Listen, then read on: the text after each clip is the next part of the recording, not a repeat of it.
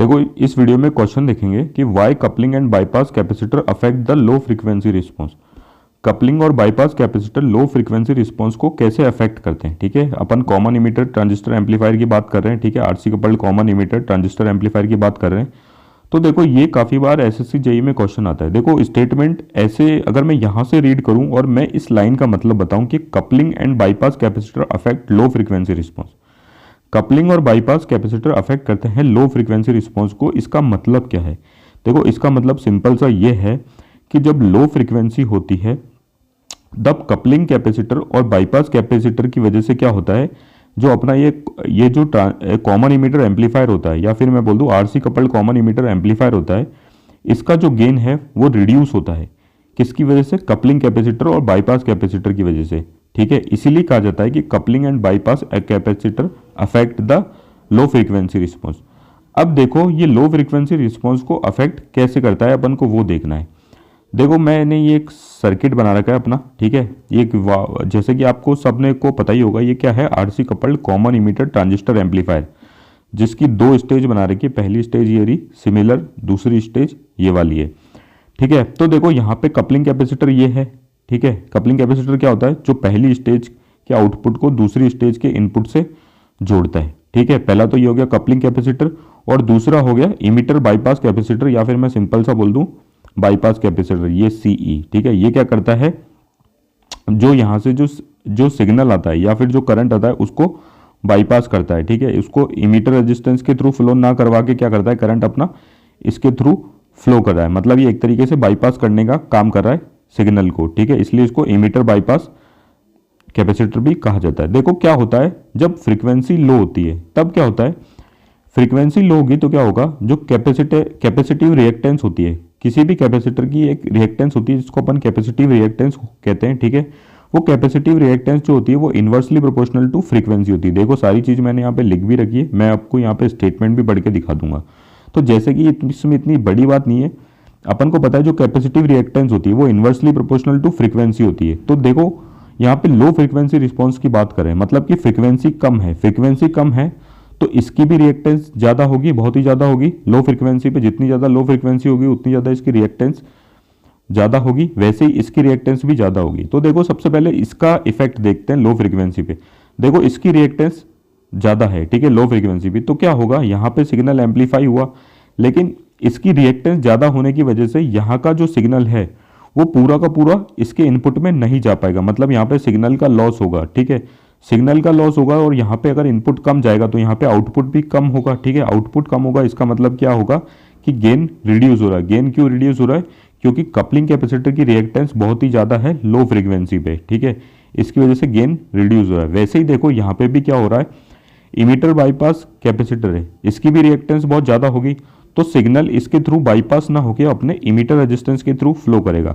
अब देखो इस रेजिस्टेंस के थ्रू अगर फ्लो कर रहा है अपना सिग्नल, तो यहाँ पे देखो करंट अगर फ्लो करेगा तो यहाँ पे एक वोल्टेज ड्रॉप हो गई, मतलब सिग्नल वोल्टेज ड्रॉप कर जाएगी यहाँ पे इस रेजिस्टेंस की वजह से। मतलब अपना जो वोल्टेज है वो ड्रॉप कर गया, इसका मतलब अपना गेन रिड्यूस हो रहा है। अब देखो एक चीज और है, एक तो यहाँ पे वोल्टेज ड्रॉप की वजह से अपना सिग्नल रिड्यूस होगा इस रेजिस्टेंस में, दूसरा ये जो वोल्टेज ड्रॉप है ना, ये एक्ट करती है एज ए नेगेटिव फीडबैक, ये एक्ट करती है एज ए नेगेटिव फीडबैक, उसकी वजह से भी गेन अपना रिड्यूस होता है। ठीक है, तो देखो इस कपलिंग कैपेसिटर, इस इमीटर बाईपास कैपेसिटर की भी रिएक्टेंस हाई होने की वजह से क्या हुआ, गेन रिड्यूस हुआ।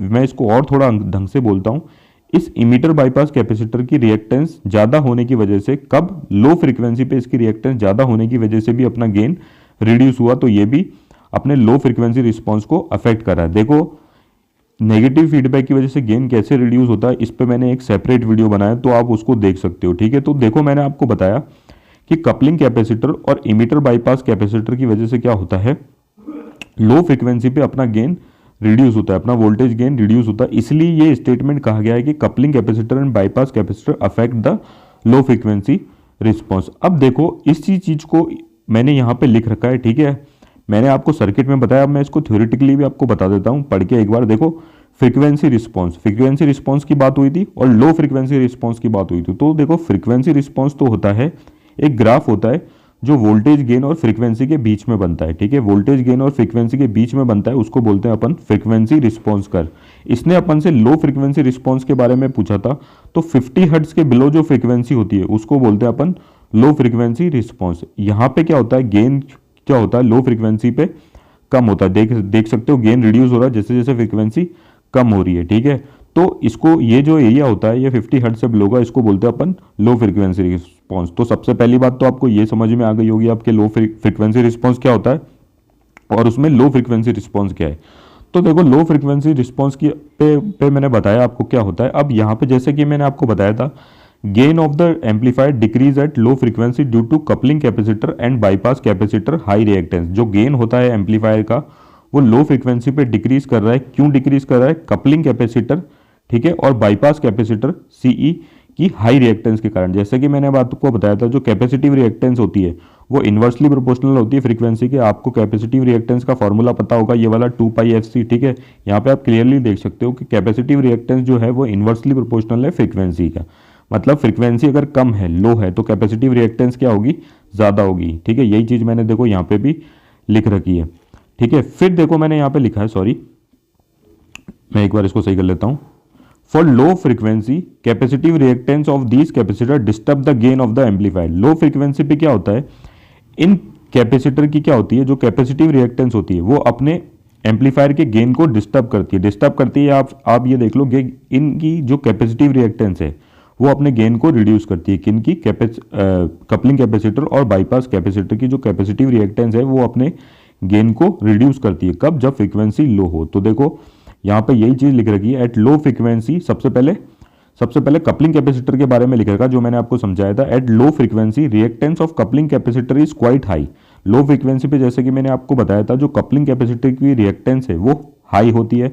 Hence very small part of signal will pass from one stage to the next stage. तो बहुत ही जो कम स्मॉल पार्ट है सिग्नल का वो एक स्टेज से दूसरी स्टेज तक पास हो पाता है, इसलिए की वजह से क्या होता है, गेन जो है वो रिड्यूस होता है। पहली बात तो मैंने आपको ये बताई थी।